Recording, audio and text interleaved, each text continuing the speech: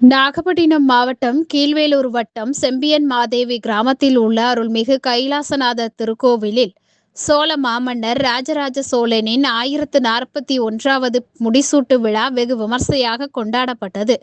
கிபி 985ஆம் ஆண்டு முடிசூடிய மாமன்னரை நினைவு கூறும் விதமாக 1041 ஆண்டுகள் கடந்த பின்னரும் கிராம மக்கள் இவ்விழாவை பெரும் பக்தியுடன் கொண்டாடினர். இத்திருக்கோவிலில் இறைவனாக அருள்மிகு கைலாசநாதரும் இறைவியாக அருள்மிகு பிரகன்நாயகி எனும் பெரிய நாயகியும் எழுந்தருளியுள்ளனர்.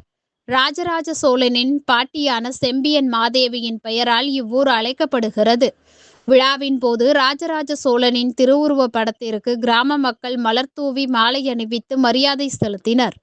தொடர்ந்து கைலாசநாதர் மற்றும் பிரகன்நாயகி அம்பாளுக்கு சிறப்பபிஷேகம் மற்றும் பூஜைகள் நடைபெற்றன. இதனைத் தொடர்ந்து நடைபெற்ற வரலாற்று சொற்பொழிவில் 1000 ஆண்டுகளுக்கு முன்பே கடற்படை அமைத்து பல்வேறு நாடுகளை வென்ற சோழர்களின் பெருமை, உலக பிரம்மாண்ட கட்டிடக்கலைக்கு எடுத்துக்காட்டான தஞ்சை பெரிய கோவில் மற்றும் கிராம சபை அமைப்புகளை உருவாக்கி மக்களாட்சியை நிலைநாட்டிய ராஜராஜரின் நிர்வாக சிறப்புகள் குறித்து எடுத்துரைக்கப்பட்டது.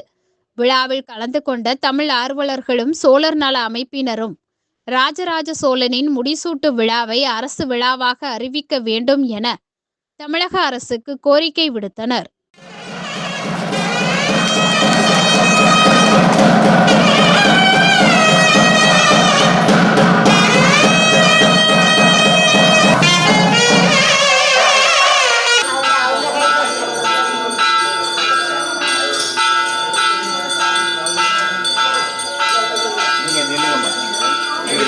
சதீஷோட கொடுக்க இன்னைக்கெல்லாம் கல்வெட்டுகள் என்னென்ன தகவல் இருக்கோ அதன் அடிப்படையில் உருவாக்கி கொண்டு வந்துருக்கோம். இப்போ வாழைப்பழம் வந்து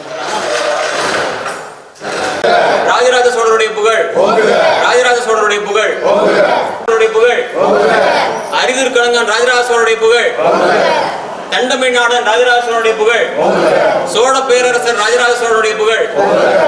இன்றைய நாள் ஒரு அரிய நாள், அருமையான நாள். ஆடி திங்கள் தேய்பிறையிலே நமக்கு அமைந்திருக்கக்கூடிய அருமையான ஒரு புனர்பூச நட்சத்திரம் கூடிய நன்னாள். இதே நாளிலேதான் ஏறத்தாழ ஒரு 1040 ஆண்டுகளுக்கு முன்னாக நம்முடைய மாபெரும் மன்னர் சோழ பேரரசராக முடிசூட்டி கொண்ட ராசராச பெருந்தகையனுடைய அருளாட்சி தொடங்கிய நாள். 985 ஆடி மாதம் தேய்பிறை சனிக்கிழமை புனர்பூச நட்சத்திரம் கூடிய நன்னாளிலேதான் அந்த பெருந்தகை முடிசூட்டி கொண்டார் சோழ பேரரசனாக. ஏறத்தாழ ஒரிசா வரையிலே அவருடைய ஆட்சி நிலவியல் அடிப்படையிலே பரவி இருந்தது என்றாலும் கூட தமிழருடைய மாண்புகள் அத்துணையையும் கலை பண்பாட்டு அருமைகள் அத்துணையையும் கடல் கடந்தும் பரவலாக்கம் செய்த பெருந்தகை ராசராச பெருந்தகை. அதனை அடியொற்றி அதனை மேன்மேலும் பரவலாக்கம் செய்த பெருந்தகைதான் அவருடைய அருமை மகன் முதலாம் ராஜேந்திர சோழன்.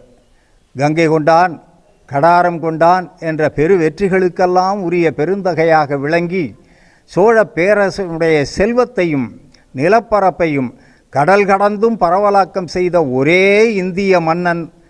இந்திய நிலப்பரப்பில் இருந்து அயல் நாடுகளையும் வென்று இந்திய பண்பாட்டினை பரவலாக்கம் செய்த பெருமன்னன் யார் என்று கேட்டால் அது முதலாம் ராஜேந்திர சோழன் ஒருவன்தான். அந்த நிலையிலே அடிப்படைகளை தந்த ஒரு மண் நகரத்திலேதான் நம்முடைய ராசராச பெருந்தகையினுடைய பாட்டியார் செம்பியன் மாதேவியார் இங்கே அவர்களே வருகை தந்து அவர்களுக்கு முன்னாக இருந்த இந்த சிவாலயத்தை அவர்கள் வழிபட்டு இதனை திருப்பணி செய்து மேலாக்கம் செய்து இங்கிருந்த இந்த கிராம மக்களும் அன்றைய நகரிய மக்களும் வாழ்வாங்கு வாழ்வதற்குரிய வழிவகைகள் அத்துணையையும் செய்தார்கள். அவர்களுடைய நினைவு முழுக்க முழுக்க இந்த சிவாலயத்தின் மீது அதிகமாக பற்றுதலாக இருந்த காரணத்தினால்தான் அவருடைய மணிவயிறு வாய்த்து பெற்றெடுத்த உத்தம சோழனுடைய திருமனைவியார் சோழமாதேவியார் அவருடைய மறைவிற்கு பிறகு அவருடைய பெயரிலேயே இந்த திருக்கோயிலிலே தம்முடைய திருப்பணி வளர்ச்சிகளை எல்லாம் தொடர்ந்து அருமையான ஒரு கிராமிய சூழலிலே தெய்வீகம் கலந்த ஒரு சூழலை அவர்கள் படைத்து தந்தார்கள். யான் அறிந்த அந்த பண்பாடுகளிலேயும் நம்முடைய தமிழ் இனத்தினுடைய அந்த நாகரிக பண்பாட்டு சுவடுகளுக்கு இணையான பிரிதொன்றை நான் காணவில்லை. அந்த நிலையிலே நம்முடைய அந்த மாண்புகளையும் அந்த மாட்சிமைகளையும் நாம் போற்றி வணங்கக்கூடிய ஒரு நாளாக நம்முடைய ராசராச பெருந்தகையினுடைய முடிவுனை நாளை நாம் கொண்டாடி கொண்டிருக்கிறோம். இது சிறு அளவிலே இருக்கக்கூடியது. இது ஒரு சிறு பொறி. அரசு அளவிலே இது எட்டப்பட வேண்டும். அரசு இதனை ஒரு அரசு விழாவாக ஆடி மாதம் தேய்பிறையிலே புனர்பூச நட்சத்திரம் கூடிய நன்னாளிலே கொண்டாட வேண்டும் என்பதனை நம்முடைய ஒரு முன் வேண்டுதலாக அல்லது முன் வரைவாக முன்வைக்கிறோம்.